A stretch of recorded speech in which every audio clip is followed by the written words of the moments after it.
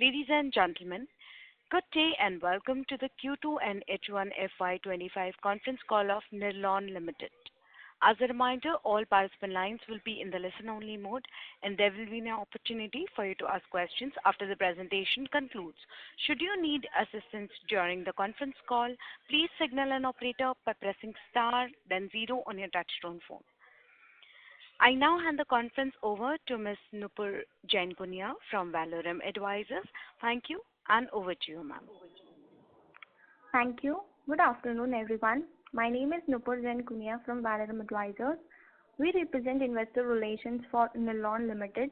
On behalf of the company, I would like to thank you all for participating in the company's earnings call for the second quarter and first half of the financial year 2025. Before we begin, let me mention a short cautionary statement. Some of the statements made in today's earnings call may be forward-looking in nature. Such forward-looking statements are subject to risk and uncertainties, which could cause actual results to differ from those anticipated. Such statements are based on management's belief as well as assumptions made by information currently available to management. Audiences are cautioned not to place any undue reliance on these forward-looking statements in making any investment decisions. The purpose of today's earnings call is purely to educate and bring awareness about the company's fundamental business and financial quarter under review. Now, let me introduce you to the management participating with us in today's earnings call and hand it over to them for opening remarks. We have with us Mr. Rahul V. Sagar, Chief Executive Officer and Executive Director, Mr. Kunal V. Sagar, Director, Nirlon Management Services Private Limited, Mr. Manish B. Parekh, Chief Financial Officer, VP Finance, and Mr. Ashish Vaidya, VP, Business Development and Investor Relations, Nirlon Management Services Private Limited.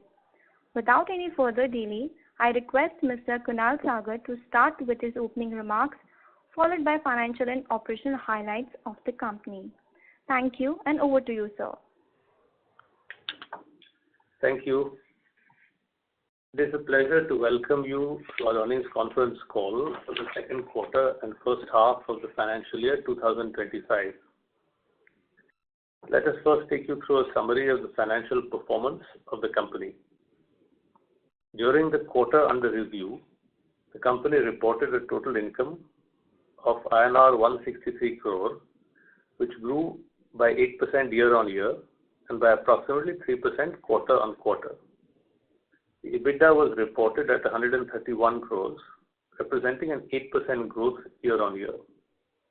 EBITDA margins were about 80.55%. Profit after tax for the quarter stood at about 57 crores, which also grew by 8% year-on-year, while profit after tax margins reported at 34.77%.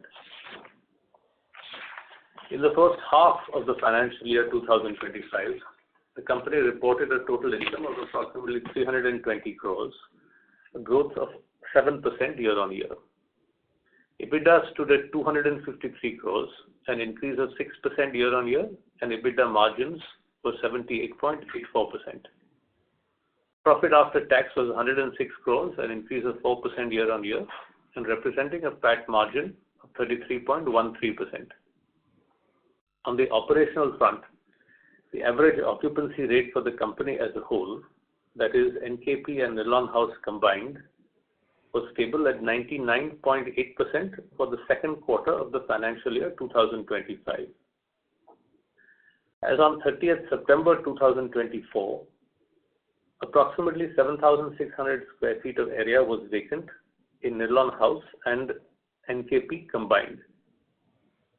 In other updates, Morgan Stanley have to date given notices to vacate approximately 195,000 square feet of the total approximately 449,000 square feet occupied by them. Of this, terms have been agreed for relicensing approximately 139,000 square feet. Additionally, the company continues to see consistent interest for the balance space expected to be vacated by Morgan Stanley. We are also happy to inform you that NKP was ranked second in the GRI India Awards in 2024 in the Sustainable Project of the Year category. With this, we conclude our opening remarks and open the floor to questions. Thank you very much, sir. We will now begin with the question and answer session. Anyone who wishes to ask questions may press star and one on their touchtone phone. If you wish to withdraw yourself from the question queue, you may press star and two. Participants are requested to use only handsets while asking a question. Ladies and gentlemen, we will wait for a moment while the question queue assembles. You may please press star and one to ask questions.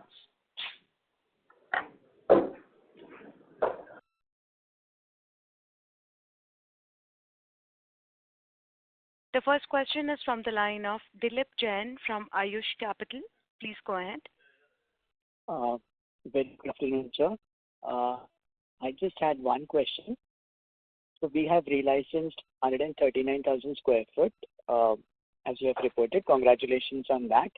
What is the monthly rental rate per square foot at 80% efficiency? Can you please share the number?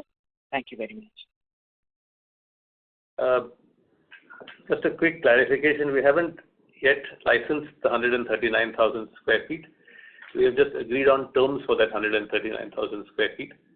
And as a result of that, we won't want to specifically comment on what our numbers are for the 139,000 square feet, but the average approximate range at which we are renting now at 80% efficiency is between 165 to 175 rupees per square foot per month, with roughly about 3 to 4 months of license-free period. I just checked if Rahul has some clarification to offer on that. No, this is really what it is. It's 139 is practically finalized, but not concluded. Does that answer your question, Dilip? Yes. So just the terms have been agreed and the tenant has been finalized, but the final papers have not been done yet. Correct. We have to sign and register leave-in license agreements. Those are not yet done. Okay. So there is going to be a 3 to 4 month license-free period along with this. That's what you mentioned, right? Don't connect it to the 139. We are telling you the two separate points we are making. One is we have agreed on terms for 139. Let's not get into the specific terms before we sign license agreements. What we are saying is the general approximate range in which we are is 165 to 175. 165 to 175 with about 3 to 4 months of rent free. And also, currently for the notices we have received from MSAS, from Morgan Stanley, for the majority of these notices, we are still in the notice period is still ongoing. So it's usually for most of the cases, as you know, it's a 6 month notice period. So the notice period is still valid. So to okay, just so that you have the background. It's not that the majority of these spaces are vacant. I understand. The notice period is still valid. Okay. And this is again going to come with a 3-year 15% escalation clause, right? Those are standard terms which we are working on. We're working on them to see they're either the same or we try to improve them. But that's the general. Yes. That's our normal. Exactly. Those are our normal terms, at least. All right. So as compared to something like a year or two ago, what's the kind of YOY appreciation or a 2-year appreciation that we have seen, around 10 to 15% or more than that? We've always been a bit cautious about how we answer that because it depends on what base. In some cases, it may be 15-20%. In other cases, it's 3 or 5%. It all depends on what base we are escalating from and what the specific circumstances are and what the terms are. So, we prefer not to really say that it's 5% or 10% or 8%. In general, we've seen the trend has been reasonably positive, and that continues. I mean, the demand is strong, and that continues. Okay. All right. Okay. Great. Thank you very much, sir. Thank you. Thank you. Thank you. A reminder to all the participants that you may please press star and one to ask questions.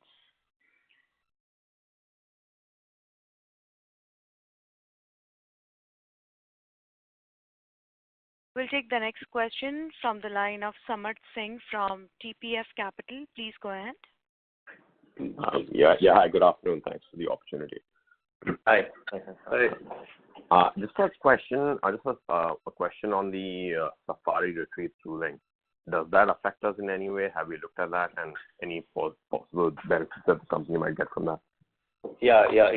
So your question is with regard to the Supreme Court ruling on the GST input credit issue, correct? Right. Yeah. So I mean, I don't want to get into too many details on the call, but yes, we are well aware of this, and whatever steps the company needs to take to ensure that if at all we are eligible to get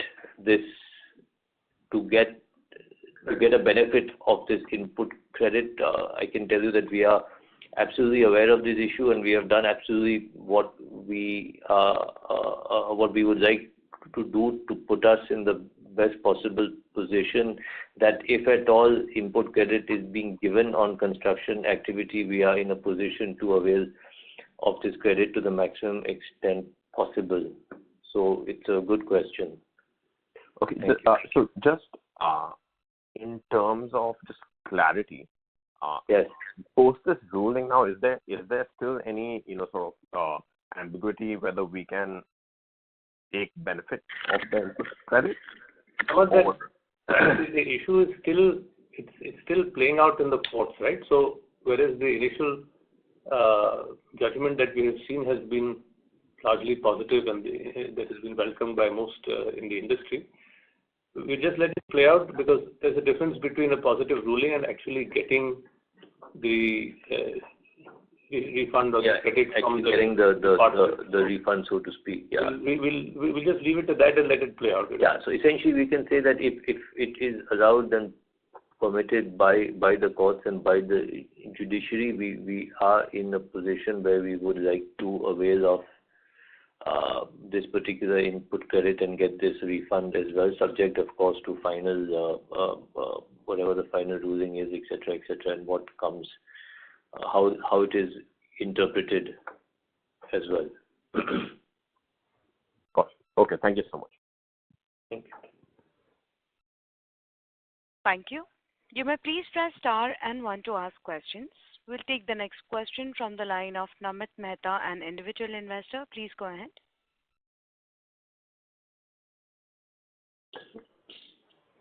Mr. Mehta, I have unmuted your line. Please proceed.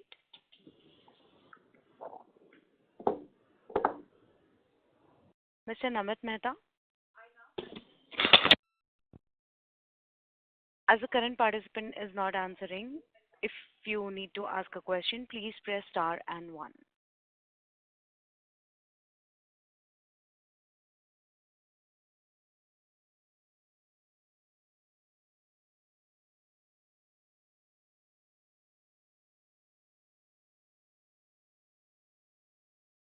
Participants, you may please press star and one to ask questions at this time. The next question is from the line of Rajiv Malhotra from HCPL Parts Company. Please go ahead. So hi everyone. I thought let me just congratulate you guys to do another outstanding set of results.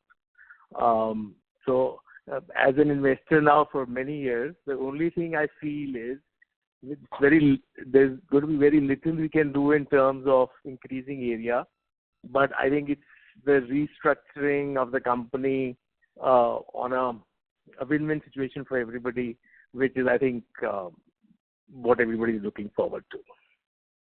I mean, you don't need to be specifically answering any of it, but thank you for a great job. Thanks. Thank you, Rajiv. Appreciate it.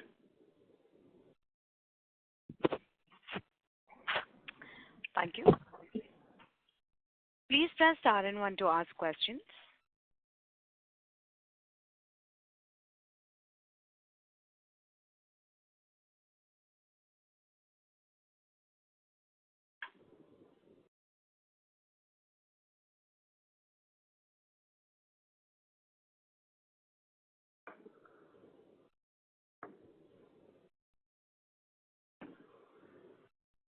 Ladies and gentlemen, as there are no further questions, I would now like to hand the conference over to Mr. Kunal Sagar from Nirlon Limited for closing comments. Over to you, sir. Thank you for participating in this earnings call. I hope we were able to answer your questions and at the same time offer some insights into where we are today. If you have any further questions or would like to know more about the company, please do reach out to our investor relations managers at Valuation. Thank you. Thank you, members of the management. On behalf of Nirlon Limited, that concludes this conference. We thank you for joining us, and you may now disconnect your lines. Thank you. Thank you. Thank you.